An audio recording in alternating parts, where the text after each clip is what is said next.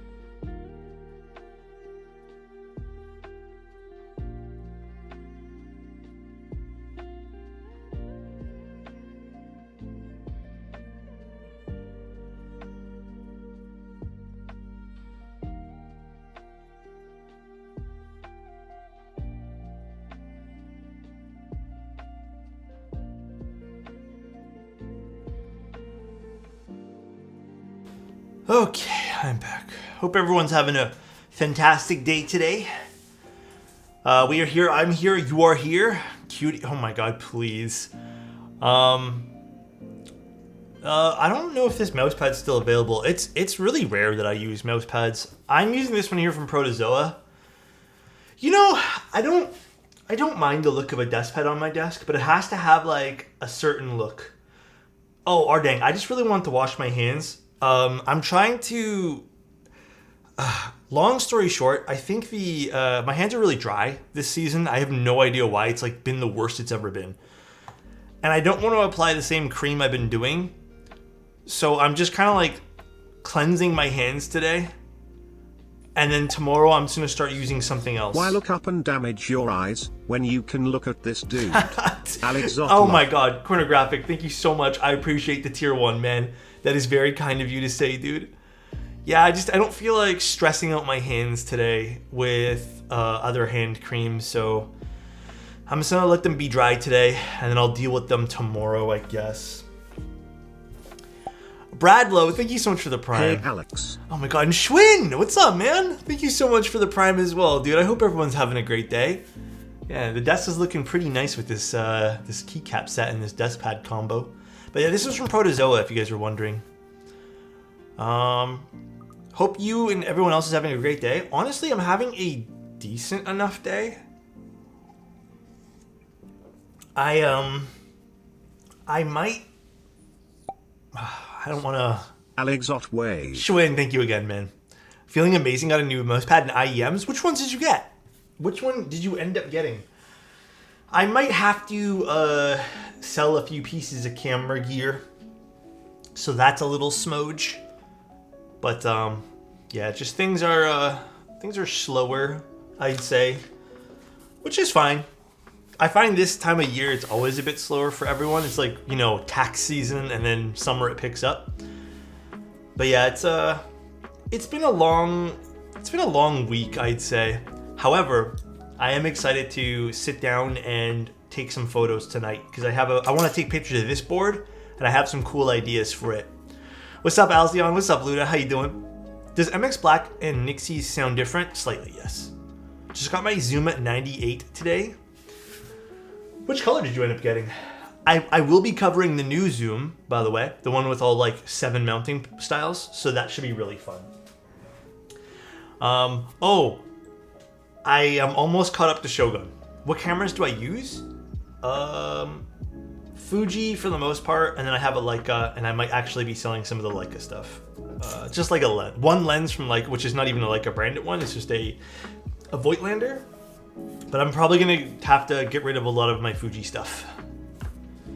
Like the stuff I don't use, just so no one's super concerned or anything. IEM's got Truthier X Critical Zeros. I have heard amazing things about those, but I have yet to try it. So I'm glad you like it. You said for now you love them. I'm hoping you do. Just ordered a felt key mat. Hell yeah, dude. Those are really nice too. I like the key mats. I like these ones, and I like the Corkies from Novelties. The Corkies are pretty cool. Look at this thing. Oh, it's got a little dust on it. Look at this board we're doing today. Carry Works. This is the designer. It should be pretty interesting. But I did to go back to my earlier conversation, because I feel like we're all over the place. Let's take a breath and let's calm down. I did catch up with Shogun for the most part. I have 1 episode left. Pretty sick. I think the current episode, which I haven't watched yet, it's going to be even cooler. Probably one of my favorite shows on TV right now. Now, I have a question for you guys. Is the Halo show worth watching? I don't know who here has watched it, but like after Shogun, I'm going to have nothing to watch. So, is the Halo show... I hear the Halo show is dog. I hear such mixed things about Halo. 3 Body Problem was super good, but apparently they're not doing any more for the series. Halo is worth watching in my opinion. Okay, Platey. It's okay, Alex. It's over. I have to watch you. Dude, thank you so much, man. Have you watched Silo? I really liked Silo, but not a lot of people like Silo. Everyone I talked to said Silo was really boring, and I'm like, no, it wasn't so nice. I watched Halo and I thought it was solid TBH. Okay. I'd say worth checking out if you're a Halo fan. I am sorta. Like, I remember the storyline from the video games, but like, I won't go out of my way to play the games anymore. You know? If you like Shogun, watch Blue Eyed Samurai on Netflix. Okay, that's a solid suggestion. I've seen that on Netflix, I think. And no, Chris, no, dude. Someone here told me they're not finishing 3 Body Problem. Something to do with the director or something got tied up with something ridiculous. I don't know. Who knows? Drama of some sort. They're not finishing it. Kind of a bummer because, like, I don't know. Got tied up in 3 bodies. Who knows? I love Silo. Could not wait for season 2 and actually read the entire trilogy. Oh, did you read it already? Blue Eyed Samurai is great. Fuck, there's so many interesting things I need to take a look at then. Any 60 Keeb recommendations? What's a solid 60 right now? What's a solid 60 you can pick up? I mean, there's the Tempo from Mode, but that's HHKB, so you might not like that. Can you buy the Class 60? Is that still available? Budget-wise, probably Bakoneko if you can find those. Such a shame the second book in the 3 Body trilogy was my favorite. Oh, really? Oh yeah, the June, technically, yeah. Oh, Salvation, if you are looking for a solid 60% keyboard. It's a bit of a premium, but I'd say the Salvation is really good. Oh, Arc 60, if those are still available, Arc 60 is my top recommendation there. Yeah, Dan, it's based off a book, 3 Body Problem. Does the Tofu 60 have the same mounting styles as the Tofu 65? I'm not sure if it does. Oh, did they come out on Saturday? Dude, I feel like it's been such a while for that keyboard. I'm excited. There's also going to be another keyboard, the one from Zepsody, the Vintage, which should come out soon too. There's that, which I highly recommend. Zepsody's been awesome, and I liked their keyboard. The Riva was awesome, dude. I wish I could buy all these boards. The only board I bought recently was, well, it's a friends and family unit, so it's not like I won a raffle for it, but I'm very blessed that I got to pick up an Oku. But that's really it. Like my budget for boards is like, dude, I can't afford all these nice boards. I wanted a Riva. I also wanted a few other boards recently, but I can't, dude, it's going to be like $700, $800 a month on just boards. And I already have a backlog of a few that I picked up last year that I still haven't finished. Haven't finished. I haven't decided what I wanted. So is my glasses tilted again? Dude, what am I doing to them? Are they? Oh no, they were sitting on my IEM. Wait, are they? No, they're fucking tilted again. How does this keep happening, dude? Hold on. There we go. I need to like go into the glasses store and like fix. Yeah, I think they're still a little tilted. Are they? I think the metal on the inside frame is like. I think they're supposed to sit more like this. They're a little bit, yes? Shoot.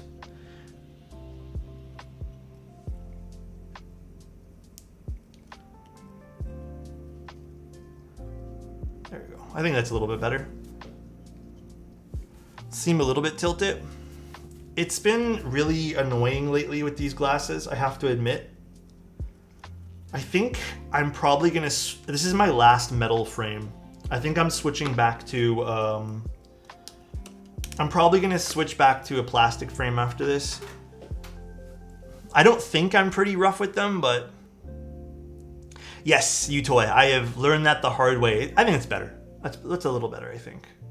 Yeah, I think that's better. I've learned that the hard way over the last little bit. That glasses can cause me headaches. So, yeah, these ones here, I've been very careful the last few days now that I readjusted them the other day. And then my headaches all went away. And I'm just finding that, like, with normal use... No, I don't sleep with my glasses on at all. I don't even lay down with my glasses on. I take them off. So, lately, they've just been, like, warping. Yeah... Fuck, maybe I have to go pick up a new pair of glasses. These frames have been really... They've been kind of shitty. They're not Ray-Bans. They're a brand called Carin. C-A-R-I-N. I think they're a Korean brand. But they weren't that expensive. I got them on sale. But I'm probably going to go in and pick up another pair. Maybe I'll just go back to black frames. I don't know. I have like negative 5.25 and negative 5.5. All right. Here we go, guys. Here's the board for today. We'll open it up and we can continue talking about life. So actually, is this even the right way I'm opening this? So this is the Magnum. As you can see, it is Wild West. Well, not really Wild West. It comes in a nice box. It's priced at $375. To start, I'd say, because I think there's some options you can pick. It also is comprised of 40 pieces, by the way. 40 pieces. When I read that, because at first I saw $375 and I was like, and then when I saw 40 pieces and I looked at all like the construction of the board, I'm like, oh, okay, you know what? Like, it's not a board probably for everyone, but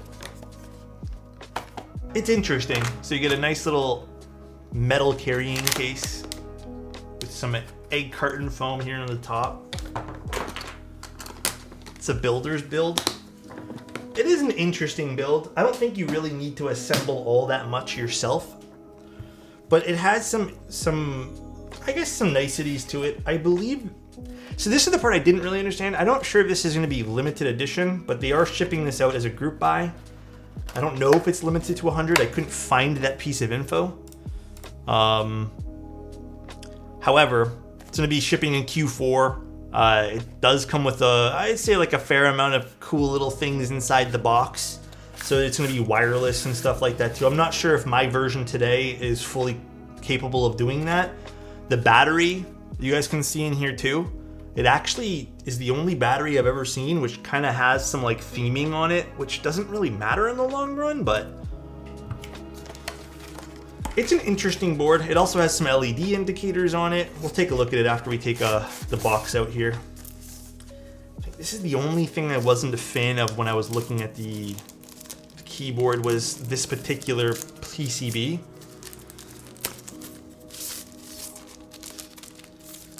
Oh my gosh. This might be a little divisive to some people. I believe this is a 1.2 millimeter flexi cut PCB. Yeah, it's this might be a bit of a turnoff for some people. Yeah, it's the flexi cuts. It might be, but I mean, like, you could also really like it. Who knows? From what I see, there is an option for non-flex cut PCBs. However, you can just switch them, but I'm not sure if this is designed around having a 1.2 mil flex cut PCB. I'm not sure. We'll still use it. You can still pick up them like extra, or you can just default pick one, but today we have a flexi cut one. We'll probably build this a little foamy, which is fine. I don't mind that. Honestly, I've been kind of wanting to build a little bit of a foamier keyboard. Time to get some foam? Yeah. Again, there is gonna be a 1.6 mil version of this, but we won't get to test that today. We have all the foam, we have screws, we have Daughterboard here. Daughterboard, just so everyone knows, this is not a universal Daughterboard. This is clearly meant to have the battery plug in, as well as, actually, I'm not too sure if everything plugs into this Daughterboard, but I guess we'll find that out. But we even have the little LED strip for the indicators on the top. That's even too much for me, and I like flex cuts. Some people love them. Some people absolutely adore flex cuts. Hope you're having a swell day. It's a day. I would say today has been a very stock standard day for me. Ooh, the board's actually quite nice. The ano on this, sorry, my fingerprints are on it now. The ano on this is really nice. Like, this is gorgeous ano. Flawless, really. Oh wow, this is pretty nice anodization.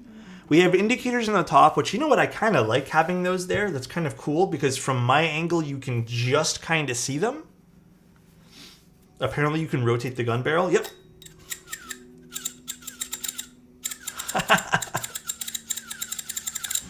The whole board, here, let me tell you guys. It's 40 pieces, like I mentioned before. When I originally saw this board and they told me about it, I was like, damn, $375 for like a gun novelty keyboard, whatever. But later on, when I started reading more of the group buy, and I found out that it was like, I'm not sure if it's 40 on the dot or 40 plus, but there's 40 pieces to this. That's pretty crazy. It does seem like the people who did this really put a lot of time and effort into this. Dude, Bruno, thank you so much for the tier 1. So yeah, it's a nice looking board. Even these all come apart, by the way. Like, this is all, you know, you can disassemble this. I'm not sure if you can like leave bullets in the barrel type thing. So I don't know if they need to be all assembled, but it's an overall like really cool themed build. And I think they did a really good job at doing that. Another little cool part here is, you know, you have your bullets on the side of the board, which is, you know, it's okay. It's interesting for people who are, you know, maybe into this kind of, I kind of think it's like a Western theme, to be honest. I do wish they had some different colors for this board. That is my major complaint as of right now, because they have Desert Yellow, which I think is on point, dude. They have Moonlight Silver, which is, I'd say that's okay. The Nightshade Black is okay. However, I think if they made some sort of like a very dark brown color and just kind of played with like tans and stuff like that, kind of give it that Western vibe, that would have been really cool for this, you know? Really cool. But there's only 3 colors available for this. Again, not too bad. I like what they did with the plate here. I'm not a big fan of these skeleton plates, but I like this. Aesthetically, I like that. Carryworks, Magnum. That is pretty cool over there. And then do we have branded screws too? Or no? No, we don't. But that would have been cool if they did that. Limited edition. We'll open this up. It's a hidden screw design, unfortunately. But again, I think that's more of a matter of preference. So, my favorite gun is the Magnum65 with flex cuts. Oh my gosh. I hope no one gets confused. Gunmetal blue would have been a no-brainer. That's true too. Yeah, I think color choices might have been a little better for this. But you know what? Overall, the theming of the board's pretty cool. It's pretty on point. Oh, it does look like they gave me 2 different feet options here.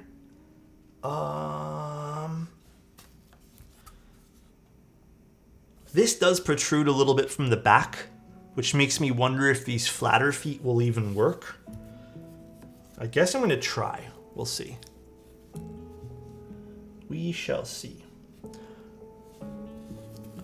Some people mentioned that they'd rather design preference exclude their own... Wait, what happened? Their own modes on it because the font awesome collab is too pricey. I've configured the most basic setup as silicone, foams. I mean, here's the thing though, right? I'm not going to speak for mode or font awesome or something. I don't even really know the materials put into the font awesome board. I really haven't looked into it other than visually looking at it. However, a lot of the times when you do these collabs, usually the person you collab with wants to get paid. And depending on how much that person wants to get paid, it kind of gets added to the cost of things. Again, I'm not going to speak for mode or font awesome. Maybe the extra CNCing on the bottom ended up costing a lot. Who knows? Maybe it could have been like they had like a licensing fee or something they need to put on it. I'm not too sure. But a lot of the times with collab projects, you are looking at... Actually, no, the shallow feet work fine. You know, it kind of depends. But yeah, the shallow feet actually do work fine with this. I was worried that this would scrape the bottom, but no, we're good. It's not moving anywhere. Cool. I'm going to disassemble this for now. This is a gasket-mounted keyboard, by the way. So we are going to unscrew the screws right now and just see what's inside. What do you guys think about this, by the way? What do you guys think of the overall design here? Here, let's play around with this again. Oh. Why is this so... Why is that so satisfying?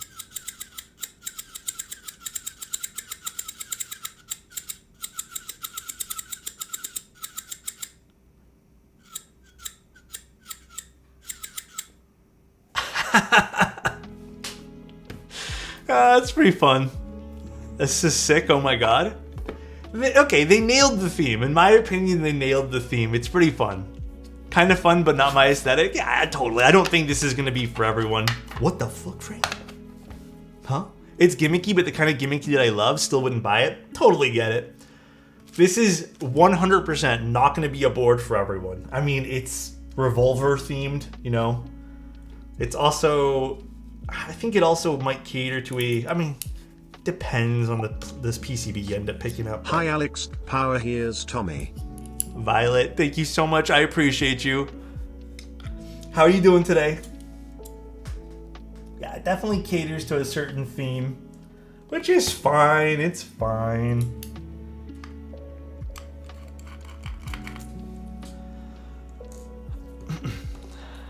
I think it low-key kind of works, though. They did a good job for theming it out. I'll buy a cigarette theme over a revolver theme. That cigarette themed keyboard ended up being kind of like nice to type on, but my god, I couldn't really get around the cigarette theme. It was just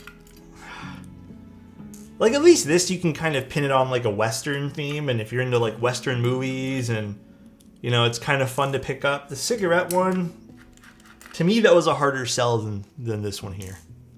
Marlboro 75 when? I know. The Flex Up PCB enjoyers also enjoy ketchup on their steak. Nah. To each their own. To each their own. It's got some diffusers here on the top where the LED indicators are. Okay.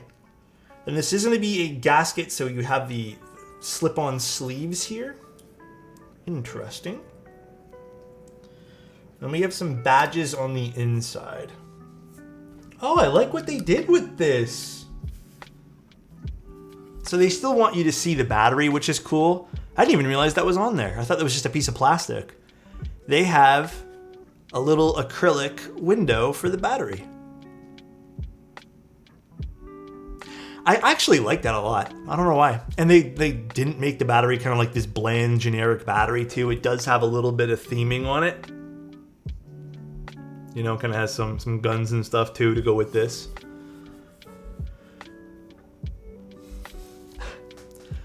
Is this supposed to be a peace symbol on the inside? I'm not too sure. I'm not sure what this symbol is on the inside is supposed to be. Maybe that's the brand's logo. I have no idea. They have like guns and potentially peace symbol. But it does have a nice finish to that too. And then you have like a little badge here on the internal as well. I'm assuming if we take this off, you'll probably be able to see all the internals for the... Actually, let's see what it looks like. I'm curious. This board has a Matrix vibe to it. You think so? It's like an edgy Matrix vibe. Oh, actually, this is like pretty heavy, this piece. Jeez. Oh, this is the whole thing. That's why. Oh, shit. That's cool. Dude, this looks intricate as all hell. How do you even take this apart?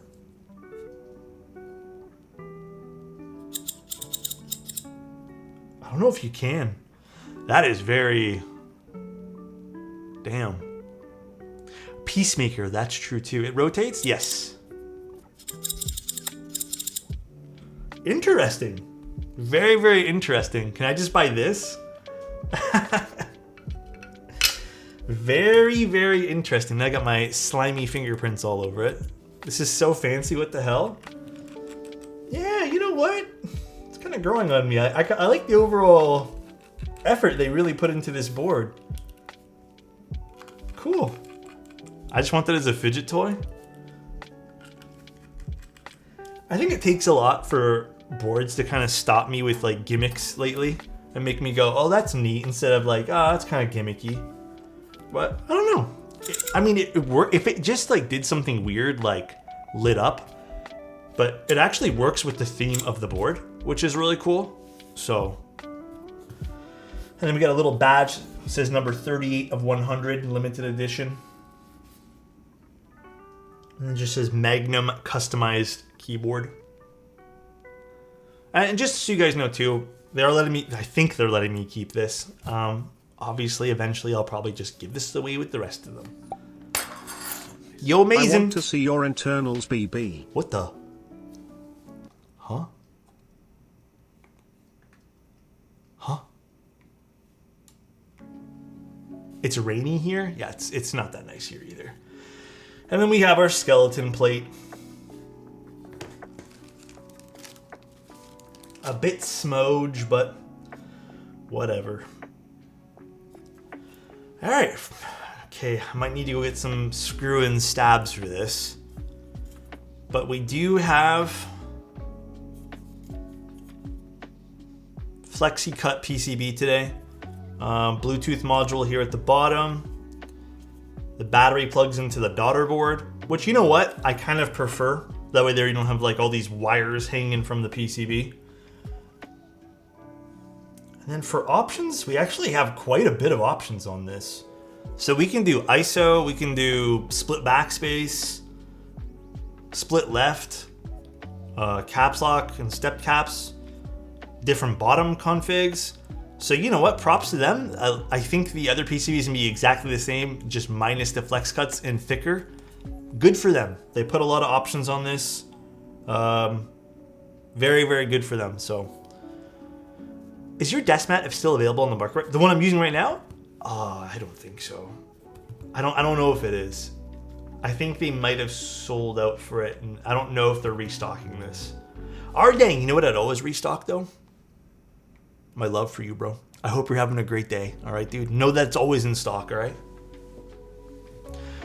Yeah, guys, okay. Little thing, Insty just reminded me about this. I actually called some friends and family up today because, like, I don't know. I'm just worried. I'm sure they're not stupid and, like, wouldn't do this. Don't stare at the sun today. I mean, don't stare at the sun, period. But, like, can you not? Don't do that.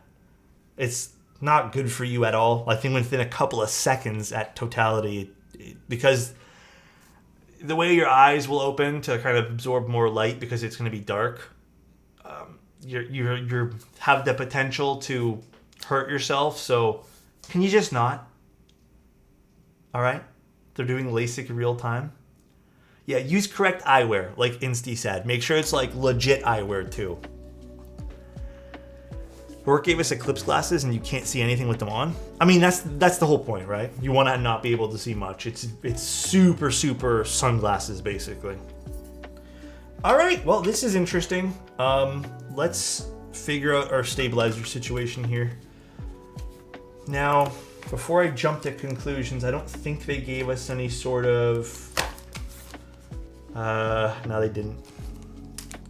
If I wanted to use 1.6 mil stabs, I don't think I can for this, which is a little unfortunate. And then because of how many options they have here on the back for hot swap sockets, I just really don't know if we're able to put... Damn, I don't even think I have any 1.2 mil stabs left. 1 second, guys. Again, I didn't know I was getting a 1.2 mil PCB until I opened this box.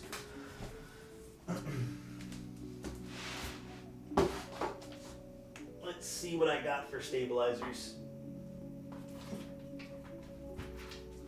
Hold on. I'm gonna go see if I have a new pack in the front because I had some stuff come in today.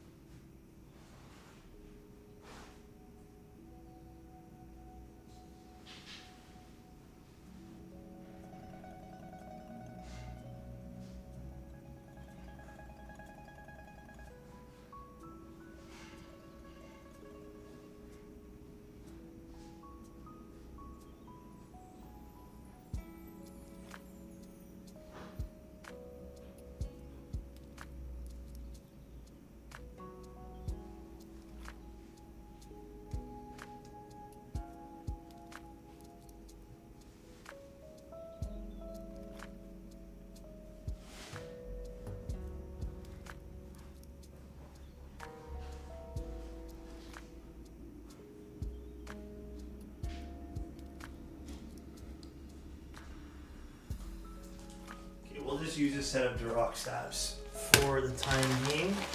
Let me put away my cherry clippings. Actually, I don't even know if this will work too well, but we'll try it. Pocket Nixie? Huh. There's a guy that works for me that is leaving it because he's afraid the sun blinded people on the roads.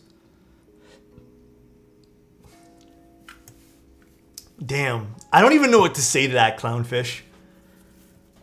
That is, that's something. I mean, you know what? I don't blame him. I was reading this thing about... was it on Reddit? I think it was on Reddit. It was late last night. I couldn't sleep, so I woke up in the middle of the night. And I was on the internet. I don't know. I think I might have been on Reddit. About how some people are all going to Niagara Falls today. Apparently it's like going to be jam-packed for people trying to enjoy the eclipse. And there was like a few people in the comment section, and I don't know if they're just trolling or not, but it seemed legit. I don't know. You know you can get that vibe off someone. But they were talking with other people, and then one guy's like, yeah, I think I'm going to skip glasses this time. I'm only going to look at it for a few seconds. And I'm like, oh my God. So, you know what? I don't blame that person for wanting to leave early. Is on the path of totality. Oh, is it? I was wondering why they were all going to Niagara Falls. So, I wasn't too sure personally. Just, guys, be careful with anything you do. Natural selection? Honestly, bro. Dallas is in it too. Yeah. Wait, there's an eclipse today? Yeah. I'm gonna be honest, guys. I'm personally like... Guys, like, I don't know if... I'm not trying to take away from anyone else's excitement. If you guys are excited for it, go for it. 110%. I just don't care. Like... You know, just don't give a shit. Seen it before? Yeah, I know. I was reading again. Someone last night in the comment section too, that I was reading, said that watching an eclipse is like life changing, and I don't know, man. Like maybe it is. I don't want to judge. You know, like I'm trying not to, but I'm having a hard time understanding why that would be life changing. So I don't know. For me, it's just like. I'm probably being a bit ignorant, and I apologize. But yeah, it's like crazy to me.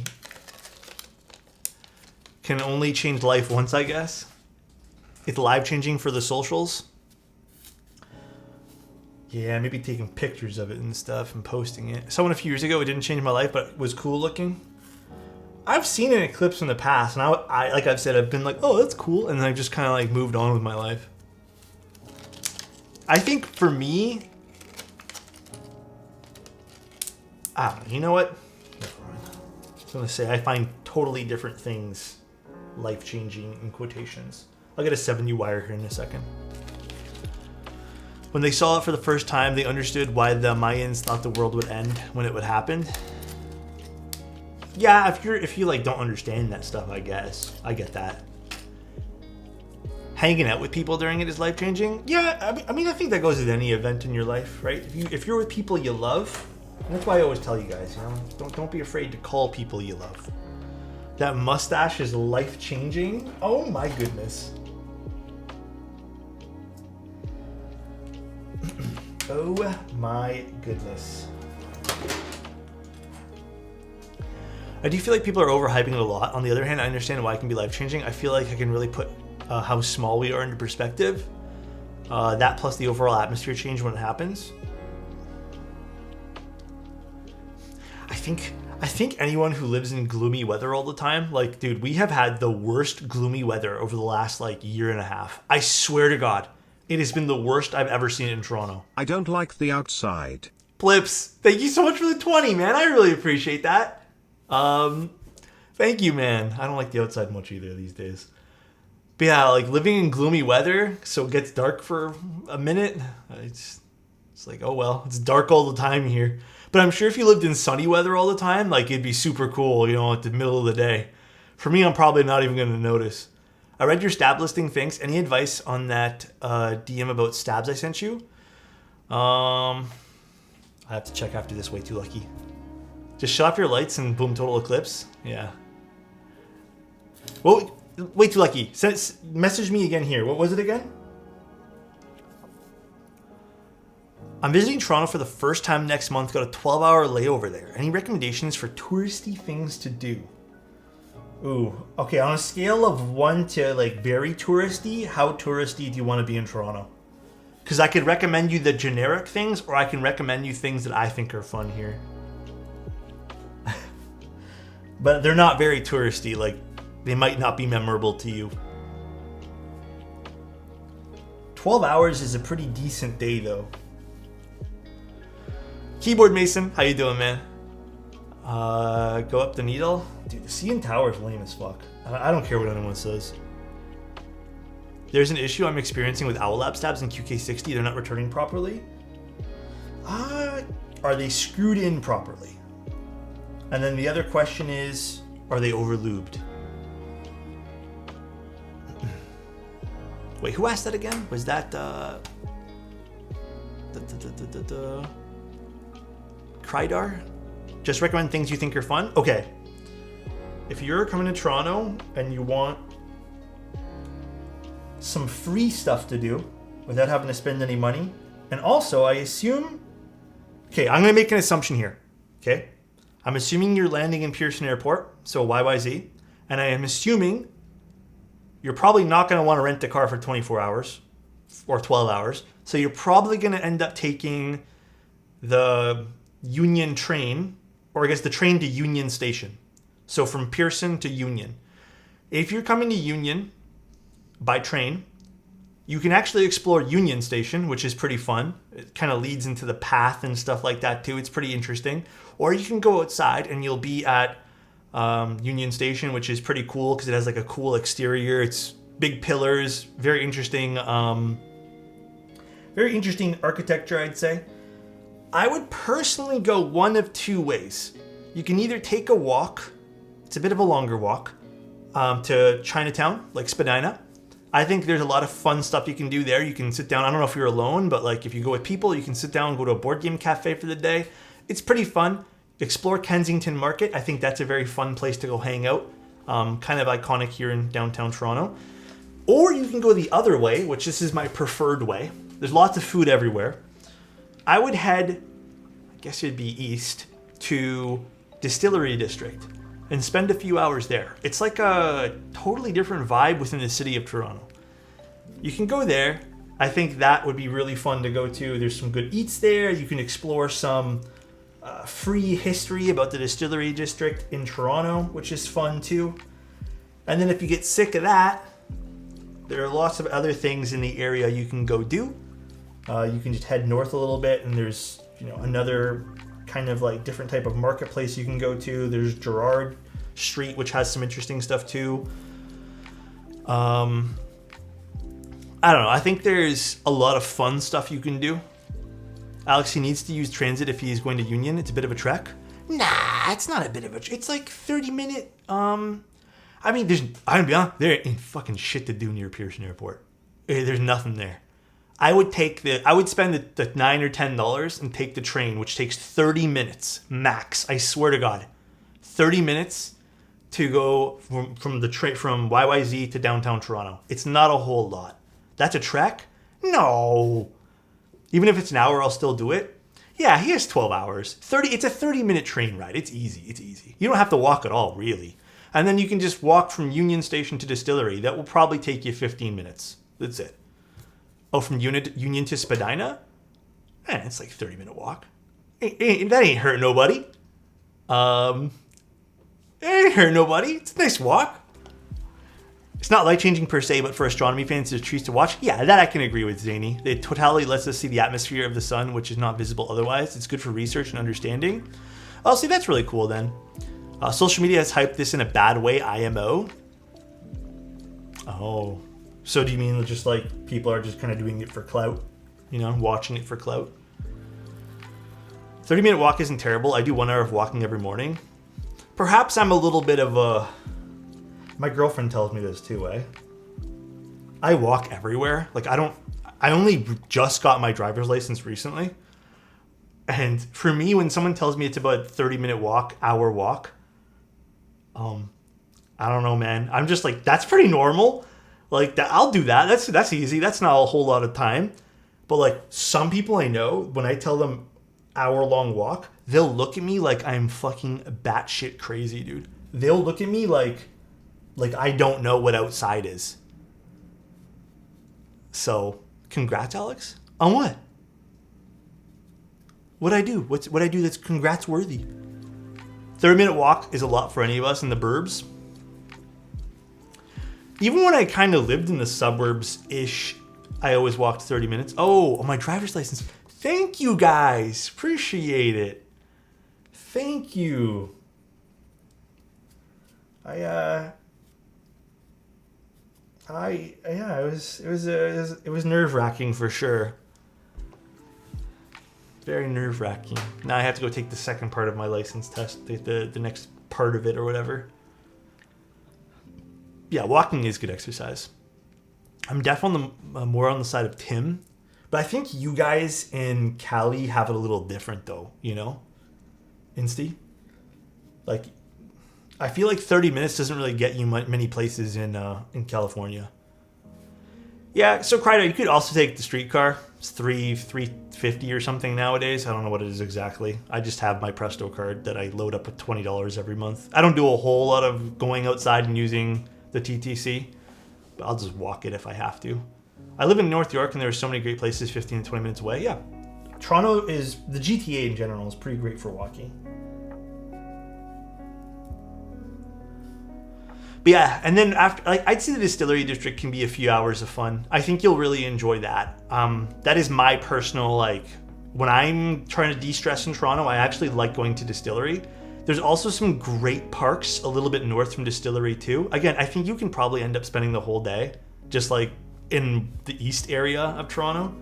But if you want more like the streets, you know, like you want more like, you know, that kind of, you know, hustle and bustle culture, yeah, I'd say that maybe you take a walk down from Financial District to Spadina. You'll get like a good glance of what Toronto can be as well. Although, I'm going to be honest, I'm not that into that anymore. It's fun. I like Spadina, but I don't really like walking through Financial District. It's kind of boring. And then there's always the generic things to do. You can go walk yourself to CN Tower. You can go up the CN Tower, look at the city and go ooh ah. And then you go right back down. Or you can go to the aquarium. The aquarium's kind of fun. You can always go to the lake as well if it's a nice day. Yeah, you're going to have a fun time anyways. I agree with Plady. Just have a good time.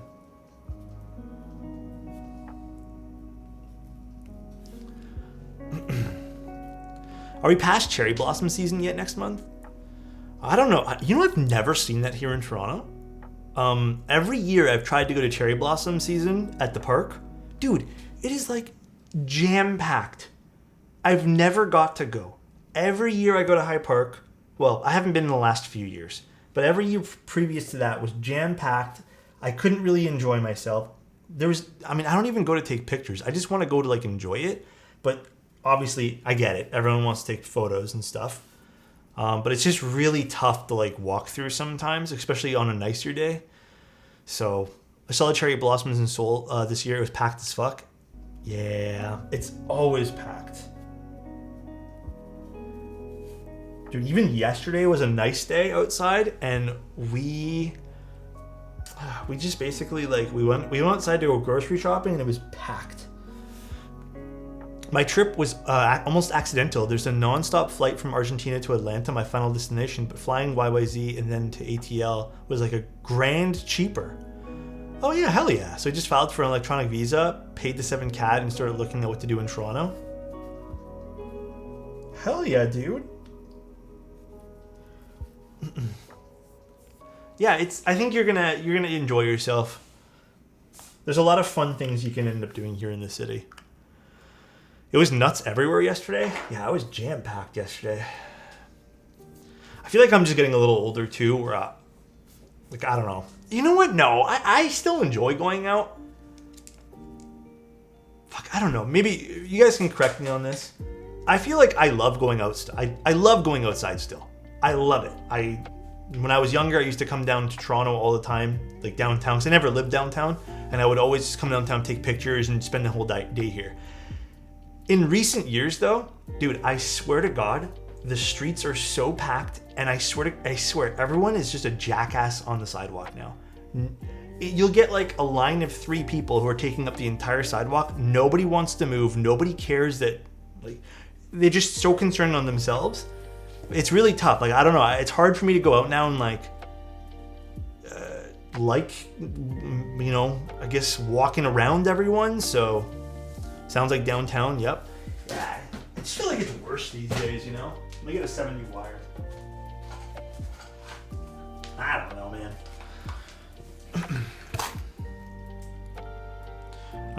Walked to Center Island after COVID lockdown dropped and the number of people was insane. Didn't help that the 3 boats was running. Oh yeah, dude. We went a few years ago. I think it was... Yeah, we went a few years ago to Center Island. And we had to wait a pretty long time for a boat to come back to the city. And we had no idea, because we had not been in a while. We had no idea it was that bad. It was crazy. The world has become more inconsiderate, in my opinion. Yeah. But I have to admit, though, you know what I like? I like coming here to our Twitch stream. And, I don't know. It's fun, man. I like having you guys here.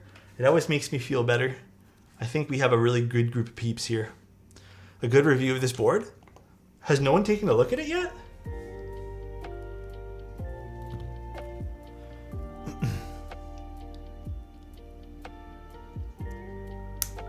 I wish Alex eclipses me with his moon. What the?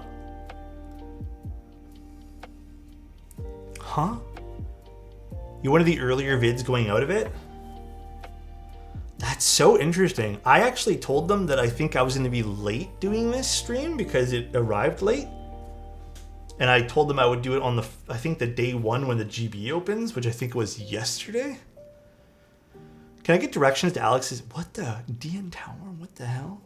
I can't decide on black OPR sand for the color I want. Retro mix light of the caps. For which? For this board here, Patches? Are you going to get it?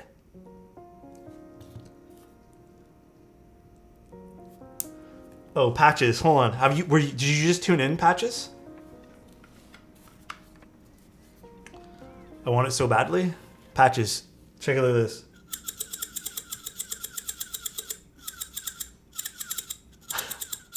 You probably already know about this though. Oh Lord. Yeah, it's pretty funny. I don't know. It's that sound. What the fuck? It's a cool sound though. Yeah, they nailed the sound on that. I didn't hear it yet though.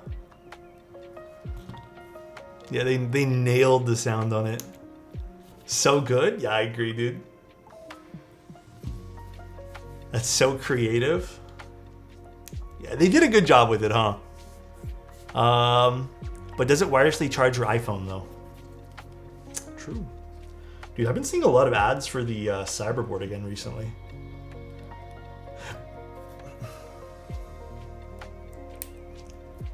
That made me smile. Yeah, it's a pretty fun sound. But does it? Oh, there. Hi, Alex. Hi, Kenny. How you doing? How are you? What does the Magnum mean? The Magnum bullet or the Magnum photos? Well, I'm assuming it's like the weapon, like the revolver. Although, I guess if you're if you didn't know it's like weapon themed, it could also mean other things for sure. For sure, I get it.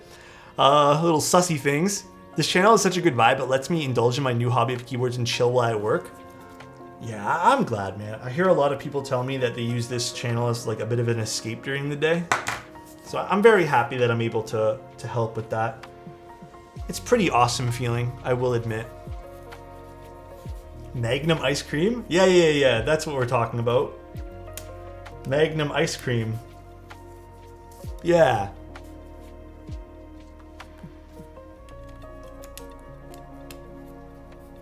Magnum ice cream OP? I want an ice cream now. I think my more recent favorite flavor, I think I've moved from mint as my favorite, like mint chocolate chip. I think I've moved though, guys. You guys are gonna hate me for this. Lately, I've been really enjoying, if I do ever pick up an ice cream cone or just, I don't know, just some sort of ice cream of some sort. Dude, I've been liking cookies and cream. I've been kind of falling back to that old classic of cookies and cream. I can lend you my ice cream anytime, huh? Coffee caramel is a little bit of a hit and miss with some brands. Sometimes it just tastes more like caramel with like a smidge of coffee, and then sometimes it's like very coffee forward. So it really depends, I feel.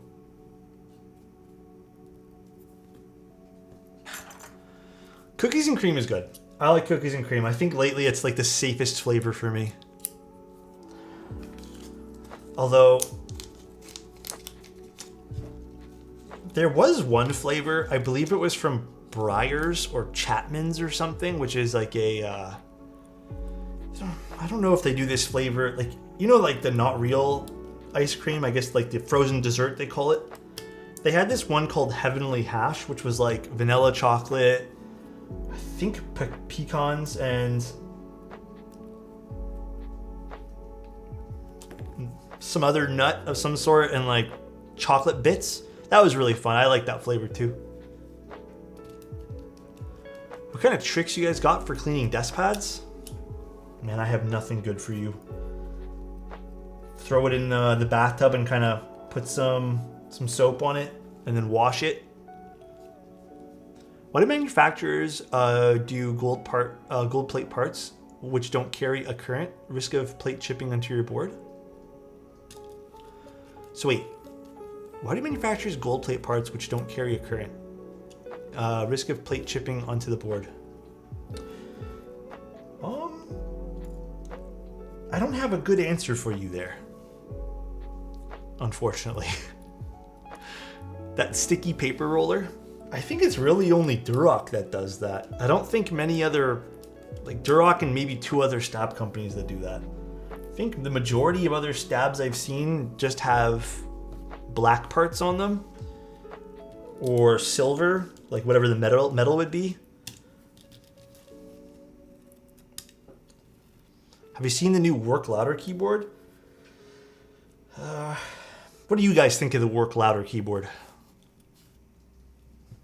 I actually own a Work Louder keyboard that I bought when they originally started, and I will tell you, I don't use it at all. What's your favorite color and why is it green? Dude, orange has been my go-to lately. Thoughts on the new Magnum65? Very excited to build it. Been hearing a lot of good things about it, so excited to get it built. Oh no, I hate when they do this. I have to trim this stab. I originally wanted the macro pad, but then I got over it. Yeah. No offense to the Work Louder team. I'm just gonna speak very honestly. I'm not gonna hold back saying what I think. I don't love their marketing. I think it's very like Zoomer, and it's not quite my style of like. I don't like when companies do that stuff where it's just like, I think they posted a tweet was like, nobody's gonna buy my board, and then they put like question, or they said no one's gonna buy your board, and then they're like scrolling through all their sales. I don't like when companies do that at all. Leaves like a nasty taste in my mouth. I hate that shit. Like, I get it, you're doing well. I think being humble's like big in my end. But yeah, I don't know. The board itself, when I bought it, was just okay. I don't ever use it. I thought I would use it as like a macro pad for like doing things while streaming. It ended up being clunky. I didn't like the way it sounded. It felt very plasticky. Wasn't really my thing. And again, I think just in general, their marketing is just not my thing either. So I think it's really strayed me away from exploring their projects. So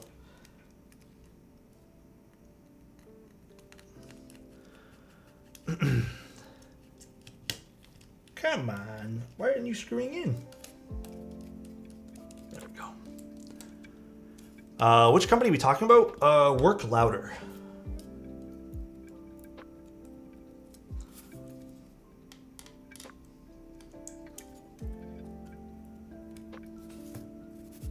Okay, we're good. The Durocs fasten to this quite nicely. I got a Treasure Type 9. I would use all the macros, just a glorified artisan tray. Yeah, I think just a standard MX macro pad is more my thing anyways. Knob 1 looks kind of cool. Which one's the knob 1 again? Weird keycaps. It would be cool if people shared their favorite builds, like board switch cap combos. Actually, you know what? Speaking of sharing cool things, there's going to be 2 things that are going to come during the week. This is the 1.2, just to go back really quick. This is the 1.2 Flex Cut PCB. 2 things that are going to come up in the Discord this week here. We're going to do sort of like a monthly contest. I haven't really thought of prizes per se, other than just like featuring or like pinning your post or something.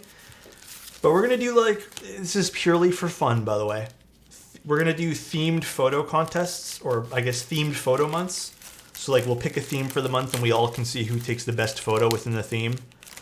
That'll be, I think, pretty cool. So that'll be like non-keyboard related stuff. And then the other thing I'm thinking about doing, that's just PE foam.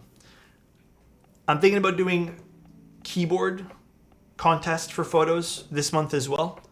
Might run that this month, might run that next month. Unsure what I want to do for that, but It'll come soon too. Does this peel off or something? So nice. Hi. Hey. How you doing? Thank you so much. I appreciate you. Thank you, Mud. How you doing for 6 months, buddy? What the fuck? How do I put this on? Oh, this way. Mud, I hope things have been super well, man. I feel like the last time I saw your name was a little while ago. Winner gets the gun keyboard because it's... Oh, I get it, because they're a shooter. I get it. Honestly, I'm not sure. I really want to do contests and stuff, though, and just, like, get creative with people, so... Which board is connected to your desk? This is the new Gray Studios board. I don't know price. I still don't have information on this, by the way. We don't have much, unfortunately. Pen pop? I got you, dude. Magnet app on Mac plus a macro pad is heaven. I do like standalone little macro pads, yes. But yeah, the work louder stuff wasn't really my thing. I don't know. I know a lot of people really like it, and I know a lot of people like buy it. But then I kind of, like, the thing about that is I don't really hear much about it after people buy it. So either they really like it or it just kind of sits on a shelf. I am unsure. It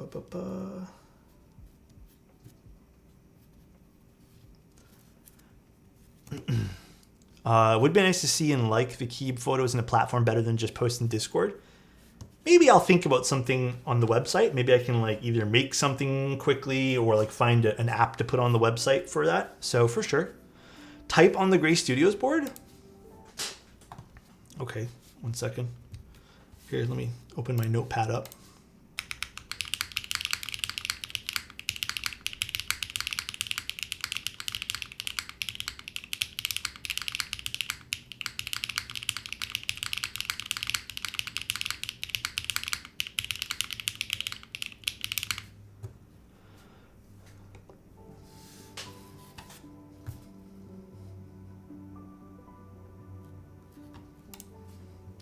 Sounds fun to build? Yeah. No, these are... What did I put in these? Emo switches, I believe? Alex's 120 word promote was taking I love you guys. Dude, I know. All right. So we got foam. Let's put in some switches. We are going to use Nixies for this. The bag, I had these in and broke this morning, so I just threw out the bag. So there's going to be just loose switches everywhere. Long pole enjoyer. I don't mind a good old-fashioned long pole switch.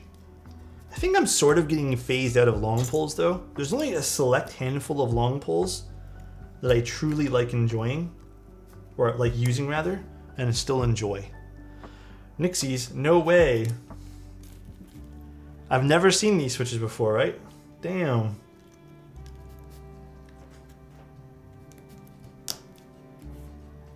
Hey, you know what? Leave me alone.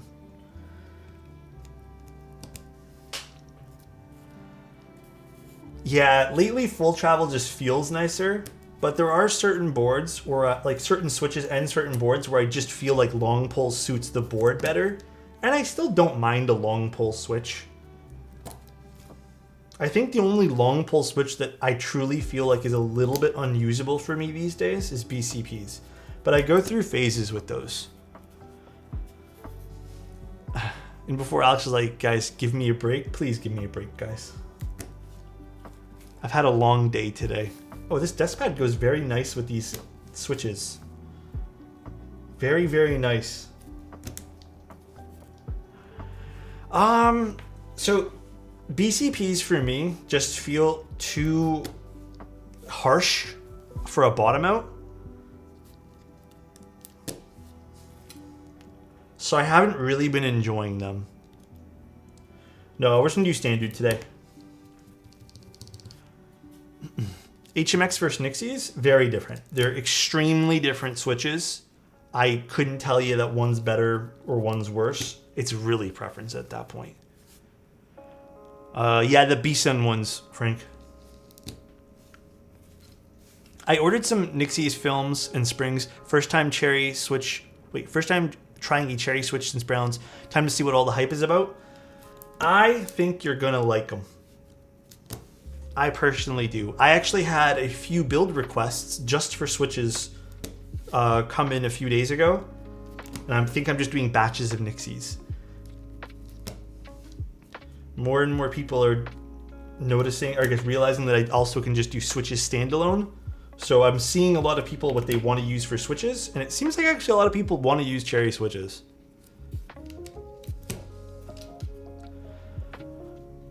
Which one do you use personally? I mean, I use both personally, duals. It really just depends on the board I'm building. Like today, I feel like a long pull switch would probably be better, but you know what? I really like the way these sound, and I know I did this batch very nicely, so I want to put Nixies in. But yeah, I probably normally on a regular day would put long pull switches in these. Haven't I tried blue topaz? What's the orange cable you're using with gray studio board? It looks really cool. The orange cable is by one of our sponsors, Ordinary Labs. They do these very basic, generic kind of looking cables with a nice thick sleeve on the back. I don't know. I think they're quite lovely. I enjoy the cables. Depends on the day I'm feeling. Like I'm probably gonna switch back to a Limo connector soon, just because I also like that aesthetic on my desk too.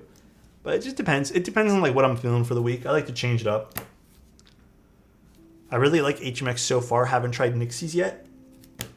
It's a bit of a different switch, different sound profile. Nixies aren't as bright and in your face, you know. Hydrate, got you. They're not as forward, I guess, is the right way to put it.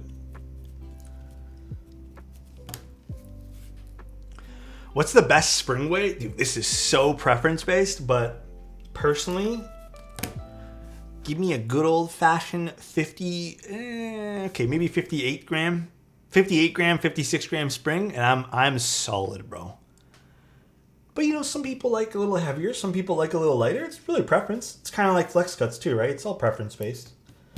We're all a little different. We all have different preferences in our, you know, with our fingers and how we like typing on things. So G on a 58 gram, or you're wrong. I love macchiatos in my Thermal Plus, and they sound thin and flat. Oh, do they? Kind of sad. Do you have another switch recommendation? If you're gonna go Thermal Plus, well, okay. First of all, make sure Thermal Plus, and I hate saying this wobbly, and I have no diss to you, no offense. The Thermal Plus is a little finicky with how you kind of assemble it, so make sure it's assembled properly before you kind of write those switches off. Past that, I would probably go with Gatoron Curry switches if you want something a lot deeper. That or Gatoron Milky Yellows. I would go and try one of those two out. Oh yeah, guess what got delayed? Speaking of switches, because the pack of switches I bought is in this too. The Night Stabs got delayed again. The first box I bought from, I can't remember who I ordered the Night Stabs from. It got lost in the mail. And now I ordered a second set, and they got delayed twice. And they keep saying attempted delivery, but no one's home. I haven't left my house other than like 20 minutes yesterday. It was a Sunday. So, yeah. I guess I'm never home. Yeah, I really want to try these Night Stabs out, guys. But it's working against me here. Your ass is blocking the sun right now. Oh, my bad. Classic. I've been really enjoying Nixies on my Thermal Plus with Alu plate. Thermal Plus is nice. I should rebuild mine as well. All right, we have Nixies, foam. I guess we'll just call it a skeleton plate. And we have the flex cut. Crazy thing is, and this is, again, a criticism to anyone who kind of like, this plate doesn't work with the way that the flex cuts are on this PCB. I'll never quite understand it. It does make the whole assembly kind of flexy, I guess. But I think if the idea is to have each key be flexy, the plate needs to mimic that. And I think I've only ever seen one company do that, being Owl Labs. But when you have like a standard kind of, even the skeleton plate here, you're kind of losing your individual key flex here. Somewhat. Not crap tons of it, but for the most part you are. Actually, yeah, I guess crap tons of it. So I don't quite understand why people keep building boards like this, but it is what it is, I guess.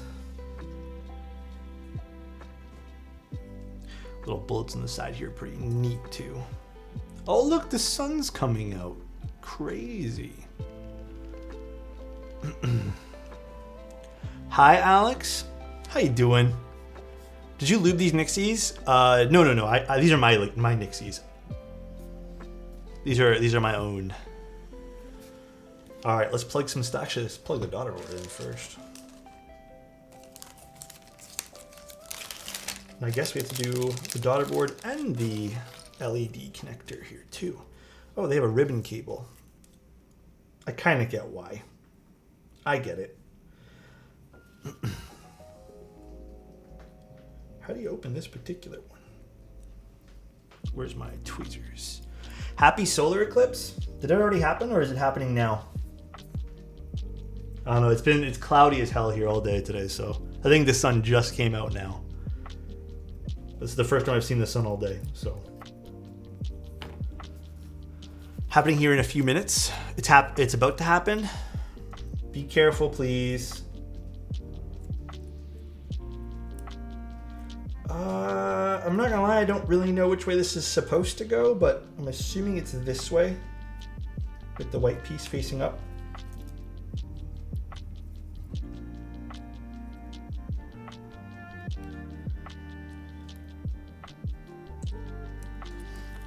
All right, lads, no glasses and watch it. Oh my God, please. Don't be silly about it. All right, screw you in. So how do they want us to do this? This way. Oh, you know what? This is a pretty nice way that they're making us install this. It's not super difficult. I adore that, actually. That's nice of them.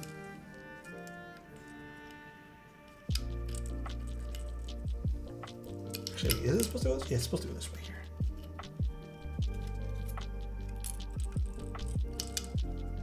And then how does this sit?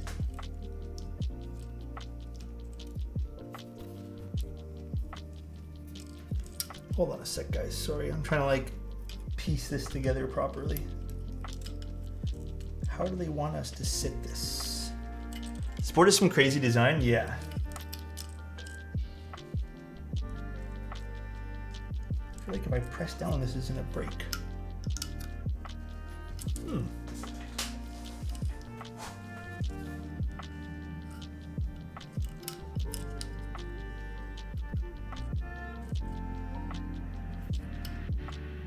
Hold on a sec.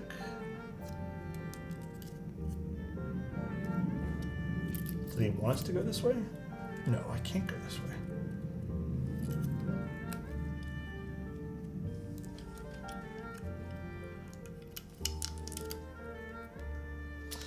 Hold on, let's remove the badge first.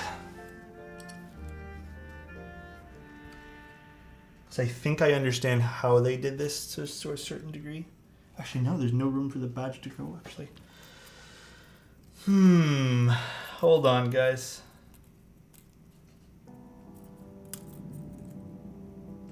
So this piece of the ribbon cable is very stiff, and it's not allowing us to move this down all the way.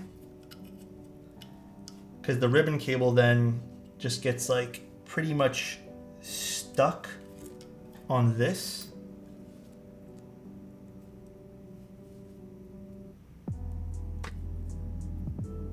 Well, this seems a little backwards then. Perfect way to ruin a nice board. Yeah, using a ribbon cable. I know. Yeah, I don't know if we can actually assemble this with the ribbon cable plugged in. So here, let me show you guys what I mean. Let me zoom in. All right. So it clearly goes in this way here. We have to kind of push the USB-C connector through the little hole there. However, this piece of the ribbon cable this little back piece over here is pretty stiff. It doesn't bend. So what's happening is, even though we have the ribbon cable fully pushed in, to my knowledge, this piece here is so, I guess, stiff that it's not allowing us to push down to kind of fully seat and align the PCB over here, or the daughterboard rather. So this stiffer part of the cable is preventing us from doing that. If we were to take out the cable,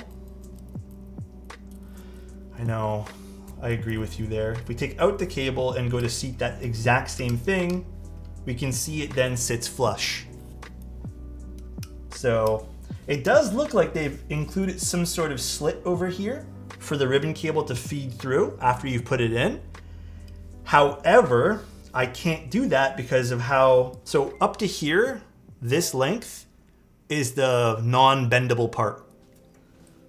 So if we take this out again over here, again, we can try to push this in a little further. Oh no, yeah, for sure, bud. Apparently the most Canadian sentence ever. Happy 10 months, eh? Wait, what? Oh yeah, oh no, yeah, for sure, bud? Yeah, that's pretty much it. Banana, thank you so much, dude. But you can see this length of the connector is longer than you can even insert. Same with this side. So I don't know what the expectation with this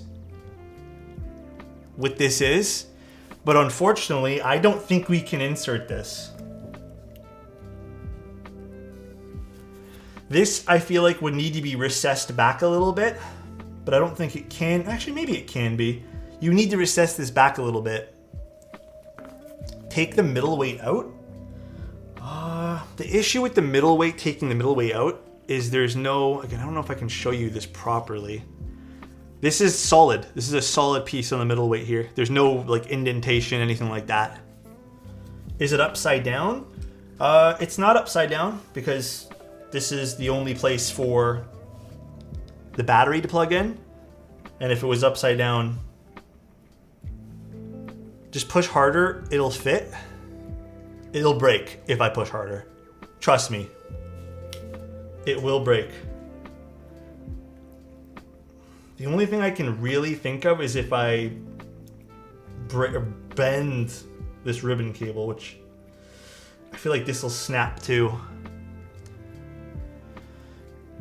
Bend the cable before then insert. Let's try it. I'm gonna just bend it in half.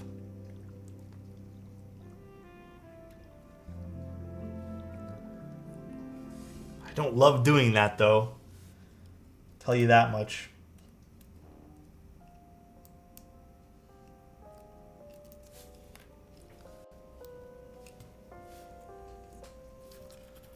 $1,000 IQ.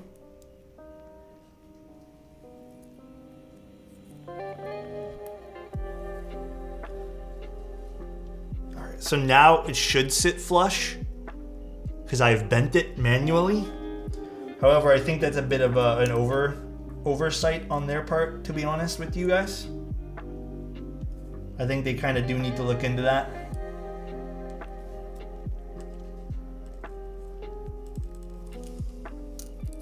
Oh, I bent it the wrong way. Watch this break now. All right, let's see.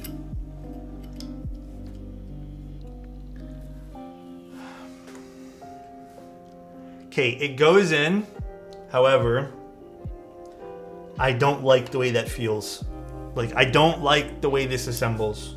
I think this is a bit stressful to put this, because, okay, my issue with this, if I didn't have the, I guess, foresight to bend this prior to seating this down, because the USB-C cable slots into the back over here, so it's not like it just lays down. This could put pressure on the USB-C cable and it could just lift or bend or break. I don't like the way that installs. So I think that is, again, critical. You know, not for nothing, I've been seeing this with a bunch of companies and like it kind of upsets me in a way. I've been seeing like very like black and white. Like there's no good or bad when it comes to Daughterboard stuff. Or sorry, there's no middle ground. Lately, it just feels like there's been a lot of like kind of crappy designs when it comes to how people want to implement Daughterboards. Like if you're not sure how to implement one, then just don't implement one, you know?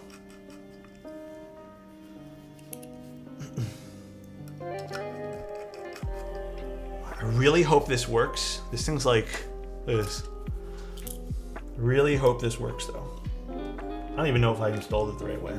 We'll figure that out, I guess. All right.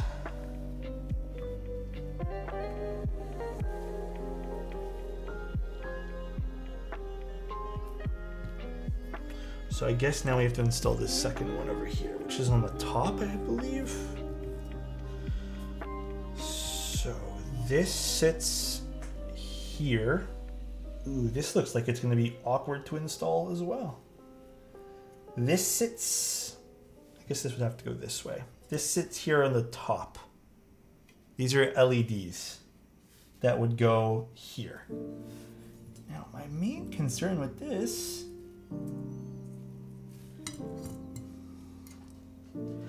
all right, let's just give it a go.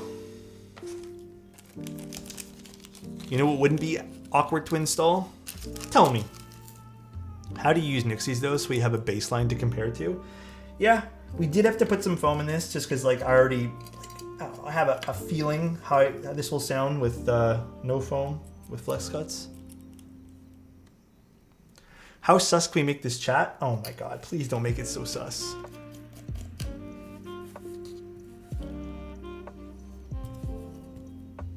All right.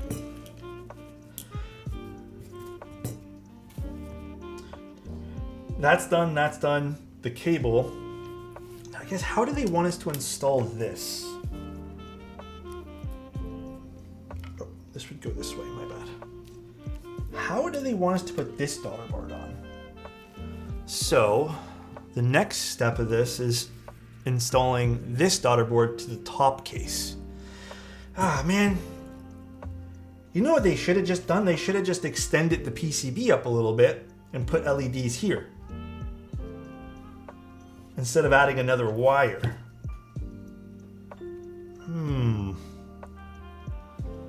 They had me in the first bit. I like everything else about this board design-wise. I think it's really fun.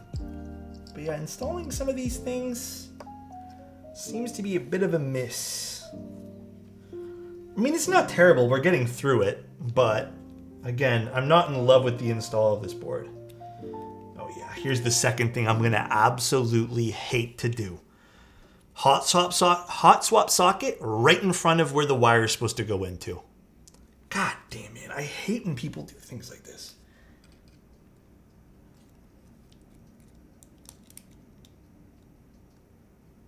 Oh, God.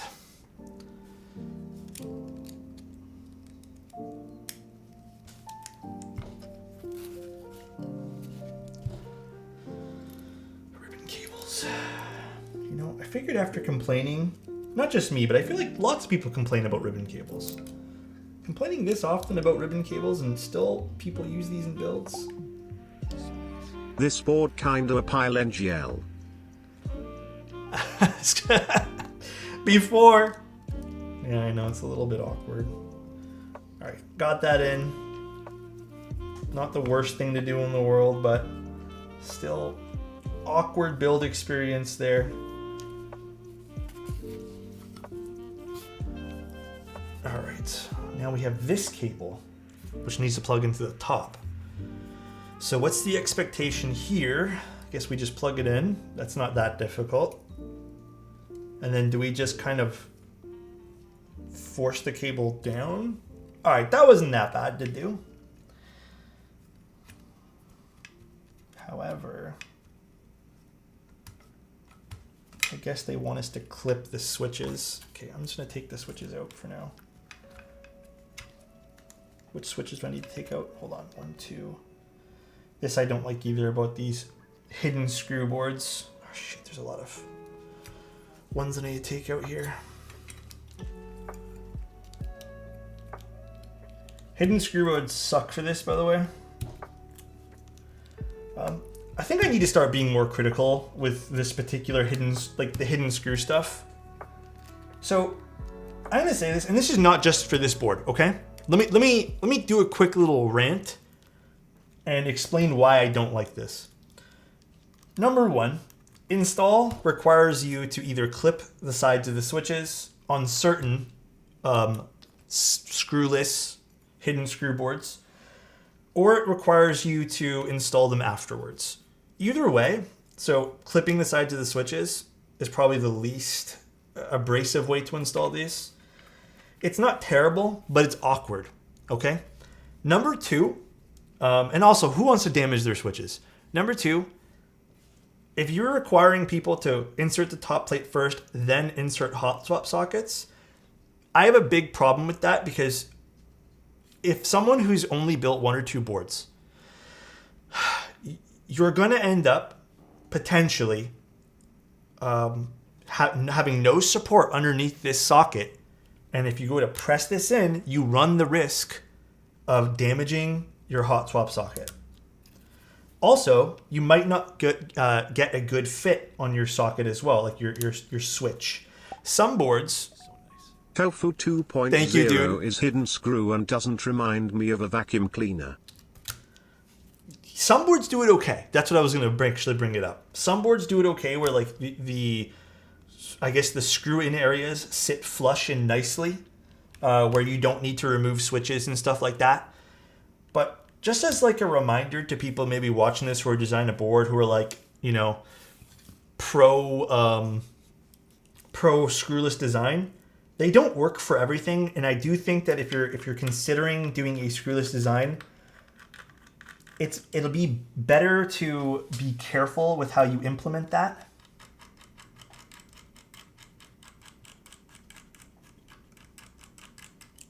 Why isn't this screwing in nicely? Is there different length screws? Oh my god, I think there is. No, they're all the same. Yeah. It's just a little pet peeve of mine. You know, like... Oh, wrong bit, that's why. Just a small pet peeve of mine when it comes to screwless stuff. My other issue with screwless designs is this, all right? I already know there's probably at least 1 or 2 people here who've done it. You have to put the screw on your screwdriver. You then go insert it over here. I guarantee you there's people who maybe leaned the screwdriver this way by accident, because the side wall is right there, and then you've scratched the inside wall of your keyboard. I guarantee that's happened as well. If there's one thing I can beg people to do when it's designing keyboards, unless there's a specific install need where you need to do screwless designs, consider the option like the Lily, consider the option like the Geon boards. Do some sort of removable feet and hide the screws there. For the love of everything, please stop putting screwless designs in boards. There's so many negatives. And yes, maybe a more experienced builder will get it right the first time, but that's few and far between. I feel like you're not selling to the guy who has 500 keyboards. You're selling to someone who probably wants like their 3rd or 4th. So please do us all a favor. Trim it down with these screwless designs. They're not that aesthetically pretty where you need to like, I don't know, man. They're nothing special. A lot of builds actually state to put like a cloth or something near the wall to prevent scraping. I don't agree with that. I think if they're telling you to put things to prevent damaging a board from a thing that they intended, that needs to be reworked on their end. You know? Truly. I feel like that needs to be reworked on their end. Yeah, if you're doing the 45-degree angles, like the Bion bolt stuff, that makes a lot of sense. I agree with that. I like that, actually. All right, let's see if this all turns on. Nope. So either I put the things on backwards or I damage the ribbon cable. Oh, my goodness. Okay, we're just going to test it with the sound for now, and then I'm gonna go in and figure out if it's the ribbon cable that's backwards or I broke the ribbon cable. Because honestly, I had a feeling if I did that with the ribbon cable, I might have damaged something. But I had a feeling. I'm gonna tell you guys right now. But we did it just to assemble the board.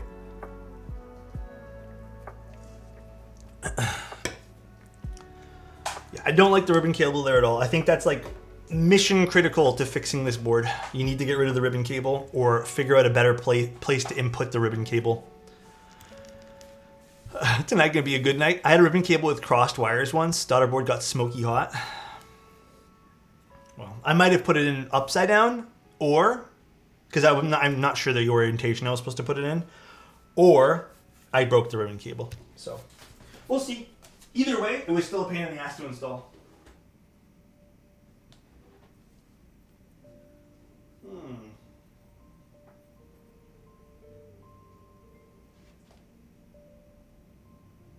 Maybe we use Boneyard. I think today's a Boneyard kind of day.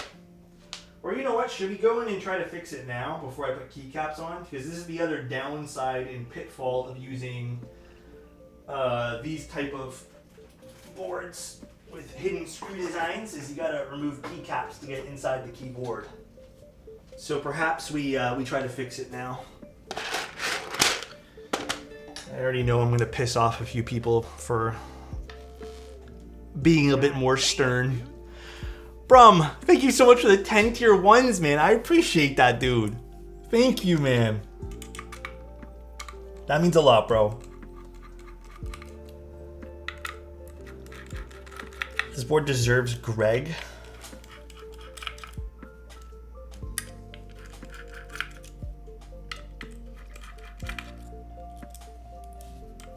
Does it deserve Greg? I think Boneyard's a good choice for this.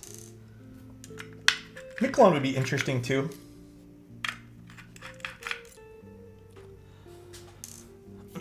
Thank you, bro. I appreciate it, dude.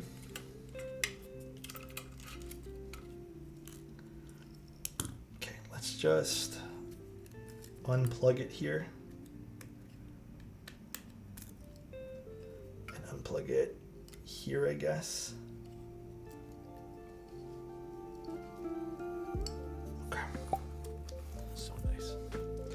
Thank you, Riwa. I appreciate the 3 months, dude. Let's flip the ribbon cable, and if it works, it works. If not, then we've broken it. I've been busy, so I haven't been able to catch streams, so it's nice to be able to sit down and watch one of your streams. Has life gotten you really busy? Is it work, maybe? New stuff you're working on in life? Honestly, I get it, though, bro. So, I get it. We're all a little busy here and there. Yeah, I'm pretty sure I just broke the ribbon cable. I think that's what it is. But I guess let's try going this way now. So I had it, what, this way? Let's try going...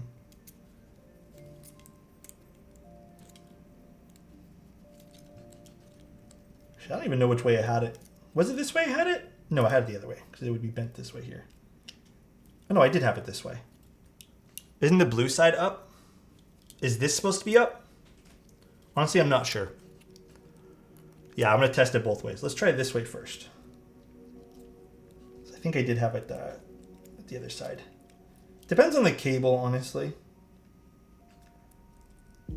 Okay. Please. There we go. Okay.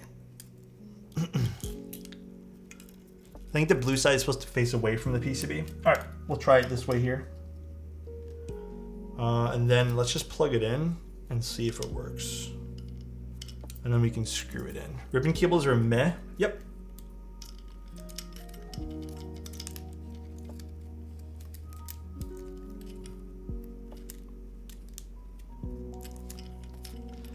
Best 80% board? Like a TKL? There's a lot of TKLs in the market right now. Like, there is a metric butt ton of TKLs on the market. Oh my god.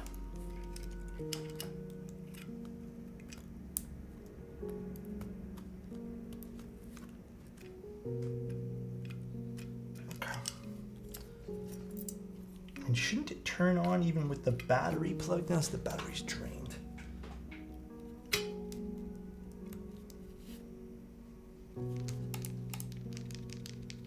Nope.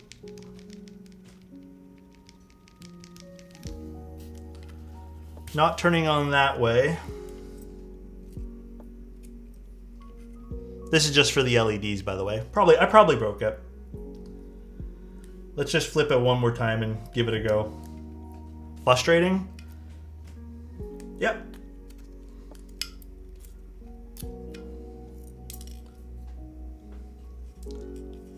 Broken cable? Well, we had to. We had to actually bend the cable 90 degrees to get the cable in.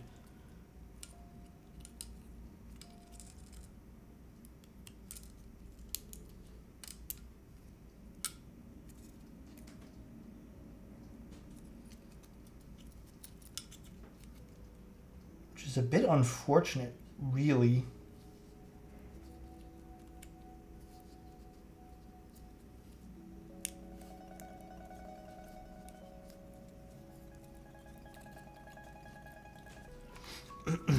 So you got to return this? Probably. We'll see. I have no idea if I do or not.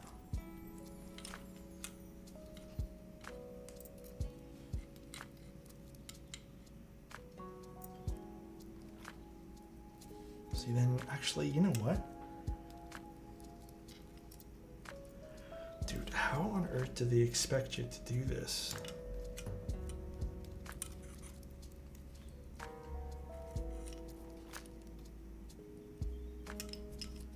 I guess I have to go in this way here. Magnetic connectors are the future. Indeed. I don't disagree with you.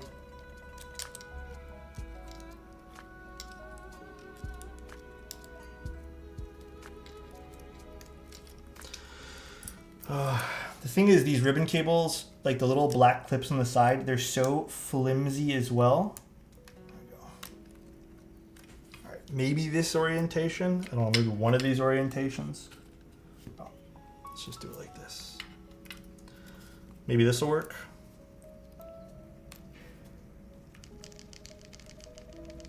Nope. Okay, fuck it. We're just gonna take out the ribbon cable. So sad. Yep. Again, what probably happened was it probably broke or something broke when we had to bend this part of the cable. Oh, you guys can't see. We had to bend this part of the cable over here to get it to actually sit. Yeah, it looks like we broke it actually. To get it to sit nicely inside the area over here with the weight. So it probably broke. Oh well, let's put keycaps on this. I do not like that at all. That is a bit silly. Like alternatively, they could have just put a JST connector right over here. Or they could keep this JST connector for the PCB and put this connector on the PCB itself too. They could have literally done this. Connector here. And then just have this like this. And then have the other JST somewhere on the board. I think that would have been the smarter... Oh my god, these screws. The smarter play.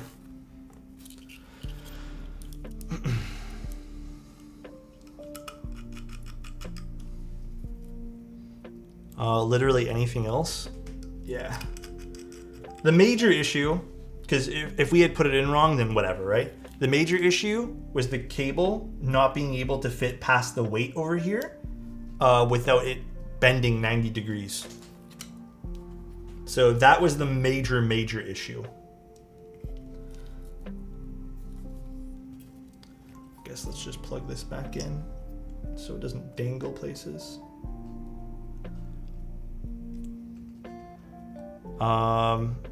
Is that one switch sideways? Yeah, it's just the unfortunate side effect of putting a lot of hot swap options.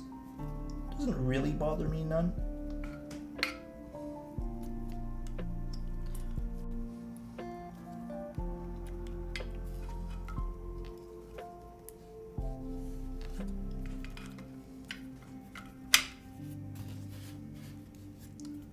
All right, let me zoom out again. Sorry, guys. Can I put it in the washer? Apparently you can. I have never tried putting one in the washer though. But apparently you can do that with your desk pads, yes.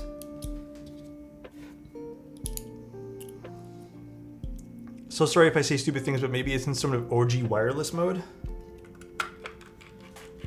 That could also be it too, but I think the battery would have turned it on though. If it's in a wireless mode, the battery would have at least turned something on.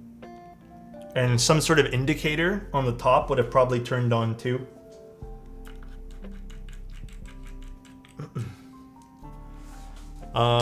If anything,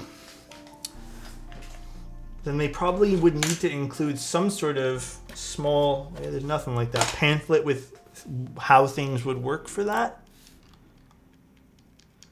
Because I don't think there's anything about, yeah.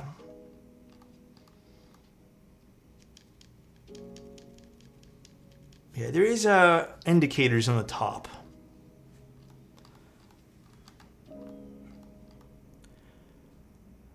Bluetooth connection, function, no, I don't think so. Best way to clean your desk pads is to lick them. I don't know about that. I'll send a message. You know what? Let's send a message to Click Clack, because they're the vendor for this. I'll let them know some of the concerns and issues I have.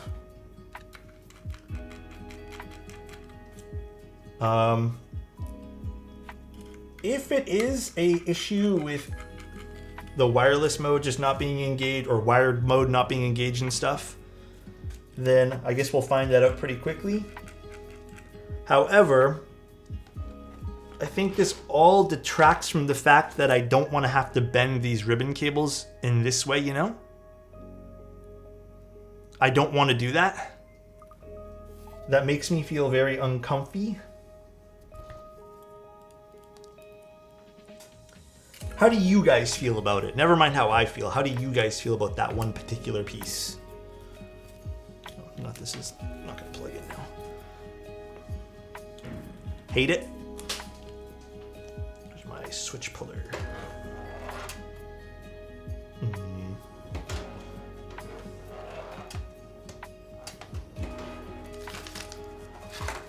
I'm not building it, so I take your word for it.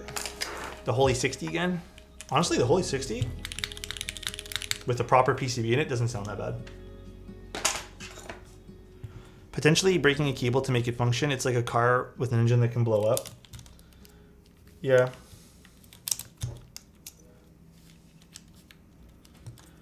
Not the biggest fan of that, for sure.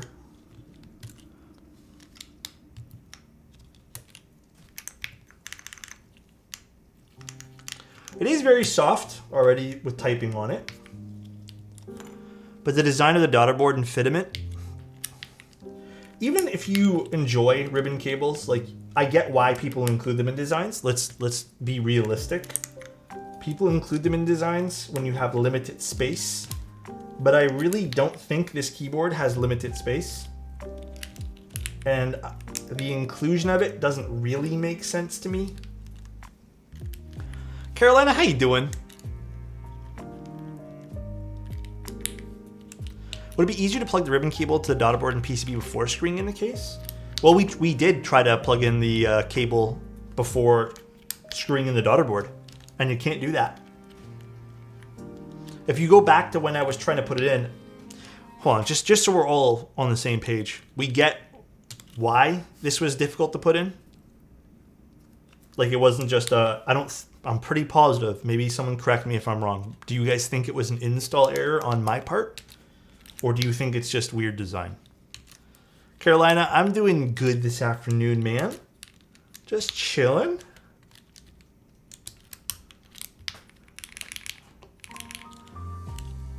Design flaw? 100%. Weird design. Got here a bit later, so I didn't catch it. I think having to bend the ribbon cable is a design flaw. Broke a ribbon cable on the Aru. They are bad.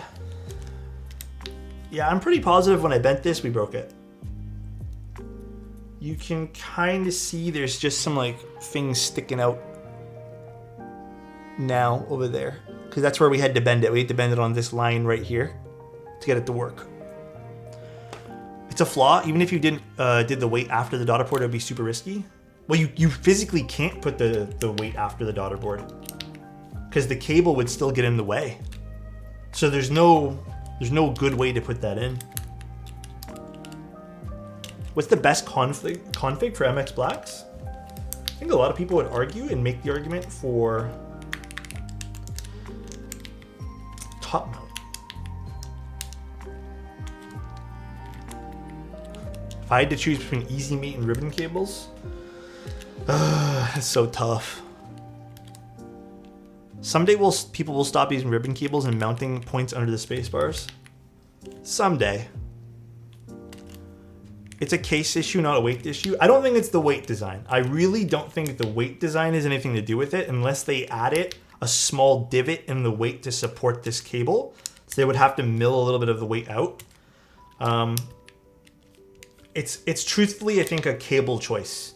If it didn't have this stiff piece, whatever this is, just so we can see again, if they didn't include this, okay, hold on, let me actually get this in my hands.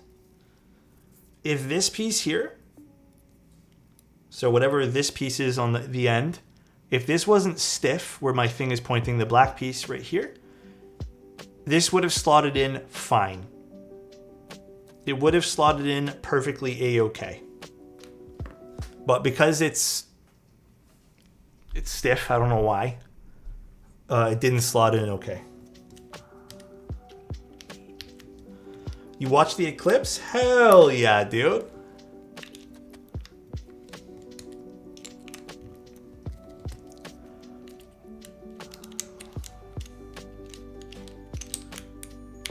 Oh.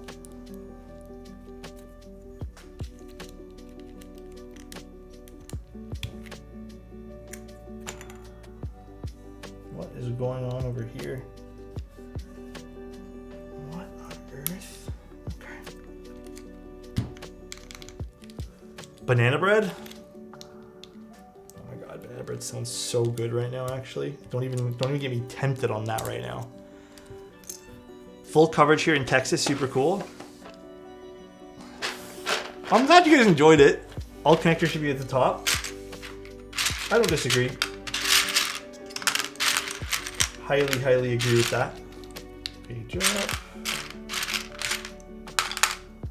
Here is one of the arrow keys. Another one. Delete.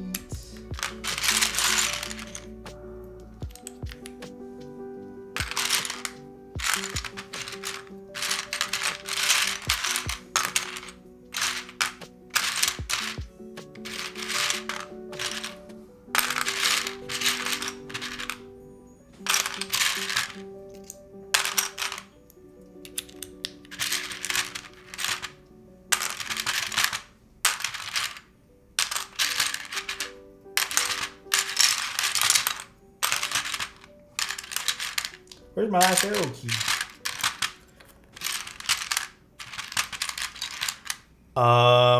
When the enter switch turned 90 degrees. Oh, it's just the hot swap sockets, the way they orient it, because this is a hot swap build with many options.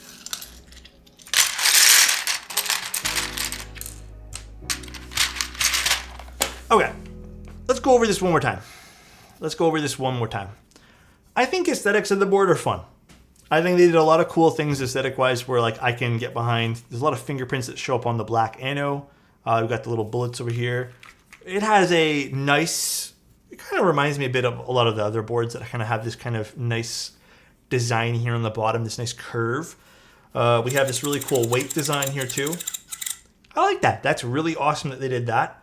Has feet on the bottom, which I thought would kind of be a little bit shallow for this weight because it does protrude outwards, but it ends up being okay. It does seem like the front height is quite tall on this. Let's see how much that is. Front height looks like it's, let's just measure from 1. You know what? The front height is, or I guess measure from 3 millimeters. It's 20 on the dot. Well, actually, technically it'd be a little taller just because there's There's a bit of, actually it'd be 21, I think. Let's double check. Is it 21? 21. 21 mil. So this is a bit higher. This might not be for everyone in terms of front height.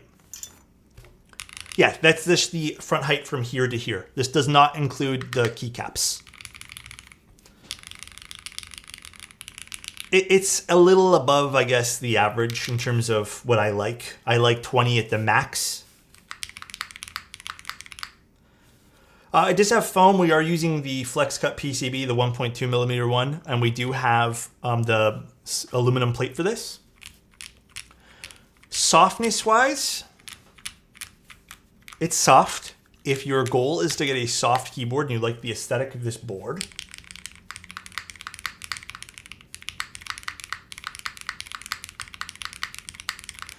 it does have a foamier sound signature.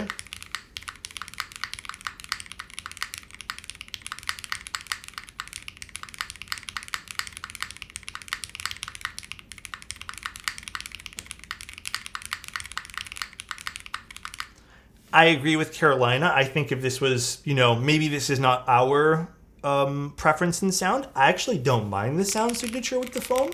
It is foamier, but I don't mind that. I don't think the alphas are super quiet.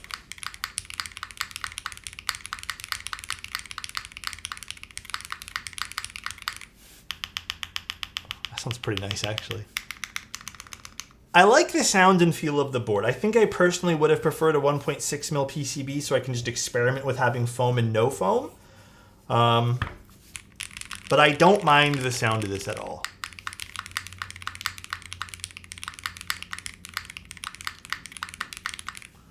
Okay, sounds not bad. It does have Bluetooth and wireless. It's a price point at $375.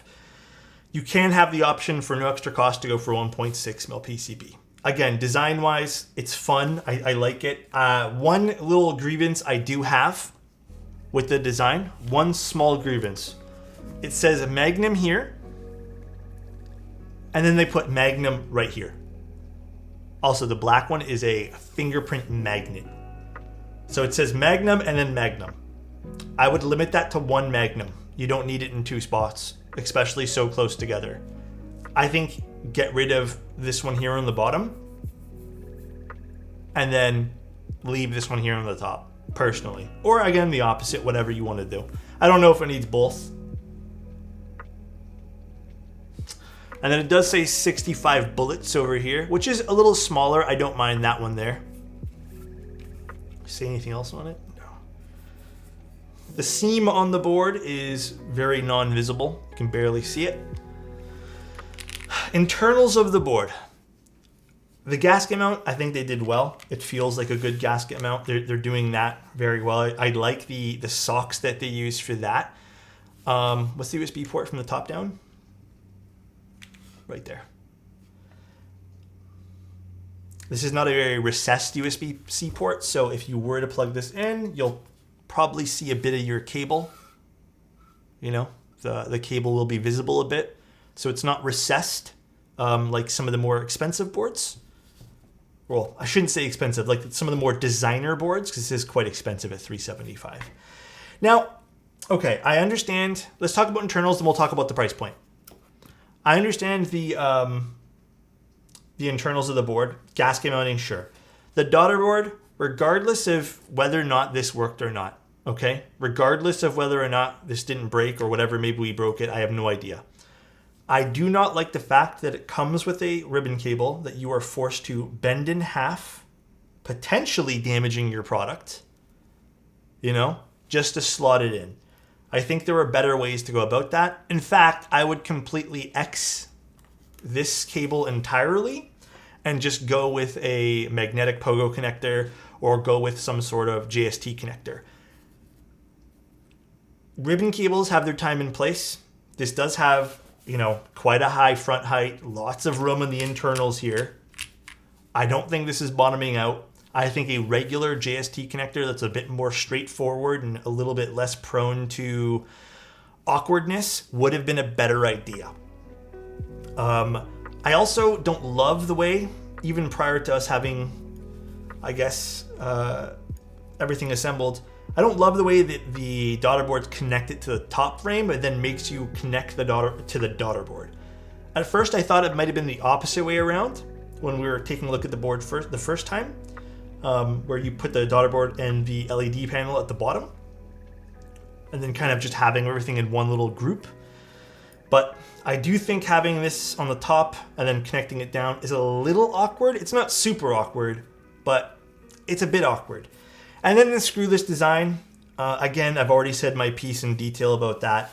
I don't think personally screwless designs are my cup of tea these days. I'm getting more and more tired of seeing them, honestly. I think from a design standpoint, I get it. I think there are better ways to go about it. You know, like if in the odd case now that I want to disassemble this board, it's not just flipping this over, unscrewing it, tuning things up. It's a process. I got to take off all the keycaps around it, you know? Take off all these guys, find where the screws were, unscrew them, take out switches. Again, it's not my cup of tea. It could be your cup of tea. But I think personally from a ease of use standpoint, because this is something I haven't really brought into our stream in a long time, the ease of, like, you know, what's easy for customers, because I feel like I haven't needed to. I don't know if that's super easy for the guy who's building their first or second or third keyboard. I feel like that's a lot of extra work. And I don't personally really like that. That's valid. I find it a bit annoying to take out keycaps to find screws to modify stuff. Yeah, it kind of makes it like a little bit non-modifier friendly, you know? So nice. Thank you, Patches. Or sorry, thank you, Beer Fart. Thought Patches did that for some weird reason. The names got confused on my thing. Thank you, Beer Fart, for 16 months. Thank you so much, dude. So I think, again, the screwless design aspect could use some work here. If you're going to do screwless design, my recommendation, you know, fine. You want to do it, go for it. At least make it so I don't have to clip switches or take out switches when I'm closing things up and whatnot. It's just very awkward. This board is so unfortunate. External design is so great. Internals are a struggle. Yeah, and again, like, I personally, from an aesthetic standpoint, don't think this board would have been hurt in any sort of way having 4 screws. I really don't think this board would have suffered. I think it would have added to this aesthetic personally. And again, press and feet. You know, we have other boards who are doing press and feet nowadays, and they're fantastic. Again, we can even take notes from the Gawk Lily. The Gawk Lily has adhesives on the screws, and that way there the screw is the foot. I think that's good design. I think that makes a lot more sense. You get your hidden-ish screws, and it just makes it a little bit more easy to disassemble as well as tinker with. So I know I'm being very critical about this. Tell me if I'm maybe being a little too harsh on this. I don't know. Maybe I am being a little overcritical about this. But you know what? I think it's such a beautiful looking keyboard at the end of the day. Like they nailed some of the design aspects. I love this. Such a cool aspect of the keyboard. But I do think the internals need a little bit of cleaning up. You know, just a small little bit. I like that acrylic window they had over the battery. I like the fact that, you know, at one point when we were assembling this, I thought all the cables were just going to go into the daughterboard and there'd be one nice cable that plugs into the actual PCB. However, we're a little bit, I guess it's not quite like that. It is, but not quite. Again, if they had cleaned up some of the internals in here, I think this would have been a really cool pickup for 375. You know, it being almost 40 different pieces, it being wireless, could have been a really cool pickup. So, not quite my cup of tea, to be honest with you, in terms of internals. However, again, I do like the aesthetics. Sound-wise, I don't think this is bad. I actually don't mind the 1.2 mil PCB and flex cuts and foam. I think it's fun. I think it looks nice. Or sorry, it sounds nice. I think it does. It does sound good.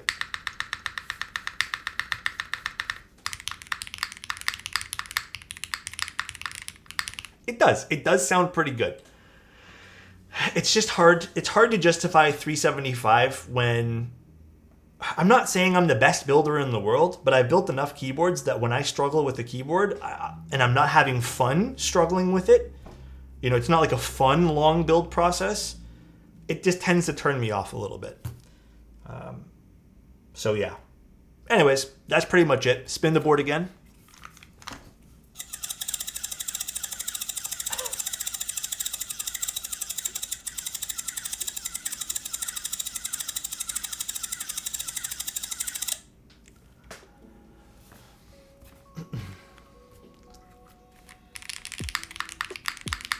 Yeah, they did a good job with the gasket system.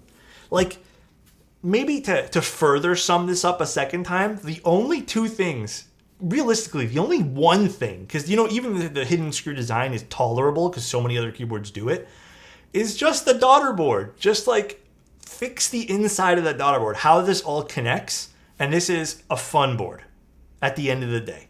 Obviously, I think it could be improved by not having this screwless design, but the one thing. So, totally fair to be disappointed. The design and weight are incredible, so to have the internals fall flat makes it so I couldn't really be the target audience endgame. Yeah.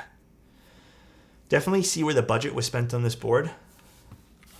I think they attempted. Like, I don't want to shit on the designers at all. Like, I think they attempted to make the internals nice, but I think it's kind of over-engineered in a way. Like, maybe overthought of, when I think it just could have been much more simple. Much more simplified. Like I even mentioned, they could have just extended the PCB to have 4 LED diodes instead of making a separate Daughterboard. Reload. To get the bullets out of the side here and put them in. Does it press or anything? I don't think it does.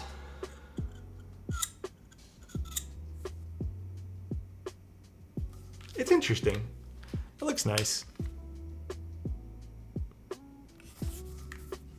Sorry, fingerprints everywhere on this. Holy shit. I much prefer silver finishes and gunmetal finishes just so you don't get all these fingerprints these days. But yeah, I hope this was helpful to anyone looking to pick this up. I'm going to relay all this information and my thoughts of this board I don't really have access to the designer at this point, so I'm probably just going to relay it to Click Clack. So we'll see. We shall see. My friends on the mic will love listening. It's fun though, right? How is the space though? The space is super awesome. I loved this board. This board was sick. This board turned out great. The install on this board was good. I don't think I think the side gaskets were a little, like the LED blockers were a little awkward on this board, but no, this board here was super good. I love the way this sounds. Love, love, love it. Compare it with the Neon, or the Nessun. I don't have the keycaps installed in that guy. All right, though, guys, that was the stream. This was the Magnum65. I hope you guys ended up liking the stream. I hope I didn't come off as overly negative or critical. I tried to be fair and honest. But I just can't in good conscience recommend the particular Daughterboard issue. I'm hoping they fix it. I'm hoping that if you're interested in this board, and you follow them, like if you genuinely are and you're like, okay, well, you know what, they'll fix it. I hope that you end up maybe going to Click Clack's Discord and just, you know, maybe following them there and see what's up. But yeah, hopefully they fix those things. Because I want to see this board do well. I do. Might unlock something for me? Oh my god. Alright guys, let's go see who we can go raid. I don't even know who's on right now. I never know who's on these days. I think Marcia's on. Oh, is she? Yes, she is. Fixing up the Vento? I think Marcia ran into an issue with the Vento. Let's go raid Marcia. Alright guys, enjoy. I'll be on tomorrow. We're going to be on practically every day this week. We're building a corn tomorrow for a client. That should be really fun.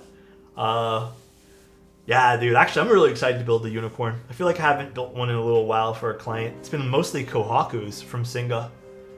So, alright, until then, guys, see you later. I'm going to go take a little break here. Probably drink, maybe make another cup of coffee and then get back to doing some other stuff. So, see you guys. Take care. Love ya. Bye-bye.